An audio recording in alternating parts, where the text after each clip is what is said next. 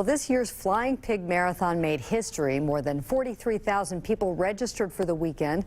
Cincinnati natives took home top prizes. Jack Randall won the men's race for the second time, and Ann Flower crossed the finish line first for the women. Jackie Rowe, communications director for the Pig, joins us today to talk about the continued success of that race and its impact. She's in the studio with Business Courier publisher Jamie Smith. Thanks, Peg.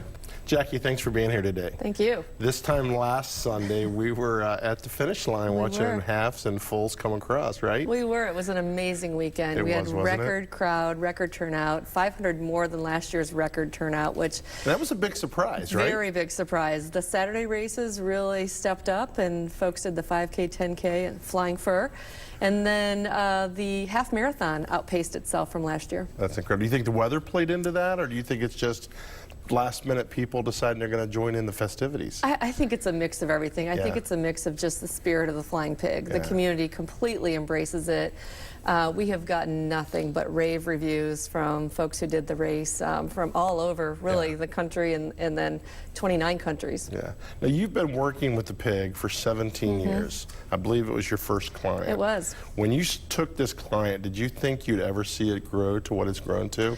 No, I mean, when you think about 43,600 and some doing a race of the Flying Pig, put that into perspective, 30,000 people do the Boston Marathon. Yeah. So we've really grown this under Iris Simpson Bush's leadership, of course, and thank you to you for being on the board and your leadership. But this race has really grown organically. People love the Pig, and that's what they call it, the Pig. And if they're not running the Pig, they're out as a street squealer, or they're a grunt volunteering. Absolutely. I mean, I have to say thank you to the 8,000 plus volunteers who really help make this race world class. Yeah. Well, as you just said it, and you called it the race. So many people in Cincinnati think of the Flying Pig as one race, 1 week in a year. Right. We both know that's not true, right? It's not. Iris keeps us busy. It's year round now. We do how many races now? We've got the beer series. Yeah. You know, and it's nonstop. We're launching a new race in July. I mean, it's just nonstop for you guys. Yeah. Iris always says she doesn't want people going back to the couch.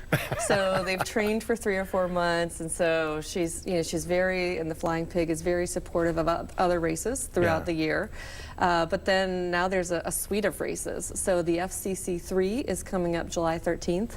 Then, of course, we have the final leg of the TQL Beer Series, the Saturday of Oktoberfest, and then the Queen Bee in October, which is the female-focused And this will half-marathon. be 6 years, I think? It will. For the Queen Bee? Right. Yeah. Yeah. And which is amazing to me as well. That's amazing. That's a great event that's getting a lot of national steam because it is female-focused. Yeah. And then the proceeds go back to female-focused charities as well. So do you think, I mean, obviously running's gotten, it's big, everybody's doing it. Do you think the fun factor is the biggest element of our success, or is that just one of many elements? Well, when you look at race participation across the country, it's flat. Okay. And then the Pig is growing. And so, Iris will probably start getting the slew of phone calls, how'd you do it? Yeah. And I think how we do it is, it's the fun. Yeah. It's the Pig, it's the swag. But we've also taken a really interesting look at how we're using digital marketing, and we're reaching out to people to inspire them. Yeah. Whether it's a bucket list, or you're turning 40, or so we've got a lot of inspirational messaging out there that the Pig is anyone's race. Yeah. We keep that course open till the last person crosses.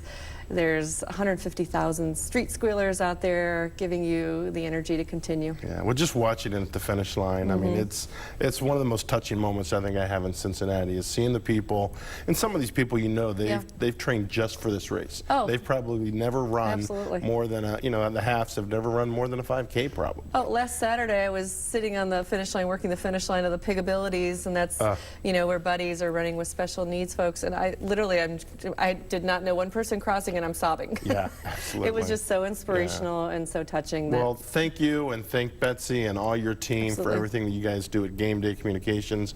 I know the Pig wouldn't be what it is without your guys' help. So thank you, Jamie. So much, and look forward to continue to work with you. Thank you. All right.